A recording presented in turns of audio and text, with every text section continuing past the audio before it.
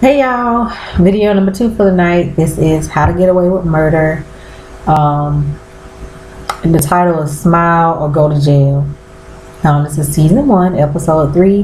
This is what's on my nails. I just made a scandal video. I'm going to be uploading them like the same time.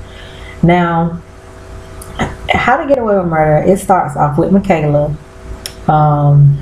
She riding her fiance Aiden, and pretty much she gets a call saying that she has to go in. So she goes in or whatever. Now, Dr. Keaton, we see that pretty much Professor Keaton get the detective man to check her husband's alibi out to see if he's being truthful, about his alibi on the night that the college student, the girl, was murdered. Now, we pretty much find out early in the episode that the detective, he finds out that Dr. Keaton is lying, that he was not, he was at Yale, but he left. He was supposed to do a lecture, but he left. He did not come. And the lady at Yale, she was like, yeah, we really wanted him to come because we really, we're really trying to, wanted him to come teach here. Now, I'm just going to talk about that for a minute. He also finds out that, because, Dr. Keaton was like, he had a stomach, issue, like a stomach virus. Well, they find out that his car left the parking lot of his hotel or whatever. So there's like a huge gap in time that's not accounted for. So pretty much his alibi is shot to hell. Okay. Now, back to Michaela. Because her fiance Aiden takes her to work or whatever, and everybody is introduced to him. But here comes Connor. He come out and he's like, "Oh, hey, Aiden, they hugging and stuff." Now, Connor is just messy, because pretty much he hints to her that. He hints to Michaela that her fiance is gay. And later on, because he's like, oh, well, I guess we got more than one thing coming, because I had him too. Later on, when they're in court, he kind of says that to I don't even remember what his penis looks like. Oh, yeah, I do. Now, y'all, to me, honestly, I feel like he was doing all that to kind of take her off her game. Because, working for Professor Keaton, they're really, really competitive, and I feel like he was doing that just to take her off her game. Now, we know in the last episode, Wes found a phone in his bathroom. The phone is ringing, and they're like, Wes, that's your phone. So he answers it, and it's the dead girl phone, Lila. That's her name. Y'all, I could tell from the company, I could be wrong, but just from the conversation that the guy was saying, oh, well, she said she can hook me up. It had something to do with dope, y'all. Yeah, it had something to do with dope. Okay, so the case that they're taking this week, y'all, this one was a good one. The case that they're taking, it's a soccer mom. Okay, like typical soccer mom. She was in a park and pretty much, wanted to play hooker for the night. Okay. So Professor Keaton, her and, the crew, they get there and they get all the charges dropped and they're leaving. And she's like, well, don't tell my husband. And they're like, yeah, it's not, it's expunged from your record. You're good. Just go home, live your life. All of a sudden, out of nowhere, the FBI show up and they like, wait a minute, hold up. And they're telling her whatever her name is that her husband thinks her name is. The FBI's like, no, that's not her name. So, y'all, she is actually wanted from the FBI for murder. Okay. Now, we see the soccer mom, which I can't remember her name, but we see her, and she's pretty much like, they're telling her that she needs to talk to the guy that was like the ringmaster, because she was in some kind of like, you know, back in, you know, years ago. I think they still do it now, but you really don't hear about it as much, where people like environmental groups and stuff like that, they're pretty much extremists.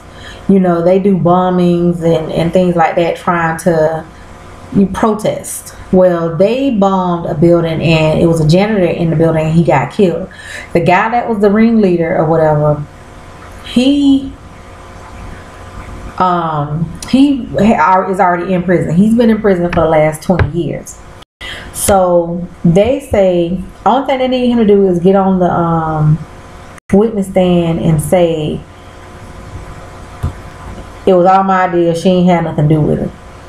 And when they go see him, he's pretty much like, I'll do anything for her, you know, she's the love of my life, I'll do it. And y'all, I was already side-eyeing, like, okay, you supposed to be married, you and your husband have 2 little kids, and you sitting up here damn near booed up with the prisoner man. Then when they leave the prison, she all giggly and all this here stuff, and she's like, yeah, I know I shouldn't be happy, I know it's, you know, it's bad, but I'm just so happy. I mean, I know someone died, but you know, we were really standing for something, we were standing for a cause, and blah blah blah. And y'all, I'm sitting up here like, you know, like, why the hell is she so happy? You know, like, seriously, I automatically knew something was up. I didn't guess, you know, what happened, but I knew something was up. Okay, then we see Professor Keaton, her and her husband, they're having dinner with some people, and you know, they're having dinner with friends, and the friends are like, well, have you heard anything from Yale? And he's like, oh no, they decided to go with someone from Duke. And he's like, that's okay, because, you know, I want to stay home anyways. He's lying, because the lady has already told the detective that they really wanted him. They had basically, honestly, they've been trying to get him to come work at Yale for months. So he's pretty much been lying, saying, oh, I don't know if I got the job, you know. So y'all, yeah. And like I said in another video, with How to Get Away with Murder, if you miss an episode, it is in your best interest to look on ABC On Demand or something to watch it, because if you miss an episode, you miss a lot. Okay, that's why I'm happy that these shows go on hiatus, you know, go on winter break or whatever for the holidays, because y'all, I'll be sick. But okay, so like I said, you know, we know he's lying. Then we see Wes make a fake ID to go talk to Rebecca. And Wes is pretty, because, you know, they're trying to, the school is pretty much trying to blackmail Professor Keaton into taking the case against the athlete. They don't want to take the case against Rebecca, they just want to take the case against the athlete. So Wes makes the fake ID, the lawyer's ID, to get to talk to her. And at first she was willing to talk to him, but then all of a sudden she kind of flipped the script, and she's like, no, he's a law professor, you know, he's a law student, he's not a lawyer, he's not my lawyer, get him out of here. And Wes was trying to tell her, like, look, I'm trying to help you. I can't remember the athlete's name. He's like, he's trying to put everything on you, girl, I'm trying to help you. Okay, now, like I said, we see that, you know, Connor is just ass. Okay, then we see that the prisoner, you know, the one they used to date the soccer mom 20 years ago, we see him come, but the prosecution calls him. Now he's supposed to be a witness for the defense to say that everything was his idea, that the soccer mom didn't know what was going to happen, he the one playing the bomb, so she don't have to go to jail. He get on the stand and he say that it was her idea. She knew about it. So pretty much Professor Keaton is like, get him, you know, kind of snap. And she's like, what did the prosecution promise you? Because you were supposed to be our witness. And so he's pretty much like, well, they promised that I would get out early. So she's like, okay, so you've been in prison for 20 years. And they said if you get on the stand and say that she planned everything, that you can just walk out of prison today. And he's like, yeah. Okay. So the judge pretty much tell Professor Keaton like, okay, y'all got 3 hours, because their whole defense was the soccer mom didn't have nothing to do, you know, she didn't know what was going to happen. The man that's been in prison for 20 years, he's the one that planned everything. Y'all, good old Michaela. Michaela, she pretty much just get on the grind and she starts finding out stuff. Basically, what Michaela finds out, she finds the person that's been calling him or writing him or something since he's been in prison. Okay. Come to find out, y'all, it was the soccer mom that's been writing him or communicating with him, with the man that's in prison. Her long lost love.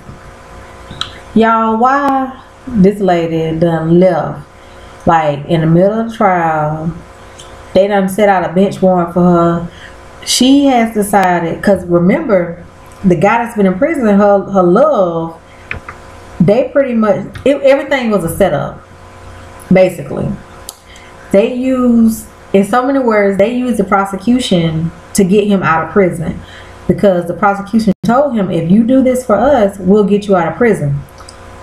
They knew that they was gonna get, you know, they knew that he was gonna get up. She knew already, even though during the trial she was acting all surprised, she knew he was gonna get up there and say, oh well, she was, you know, she planned everything. She knew that because she was ready for that, you know, because that was the way for him to get out of prison.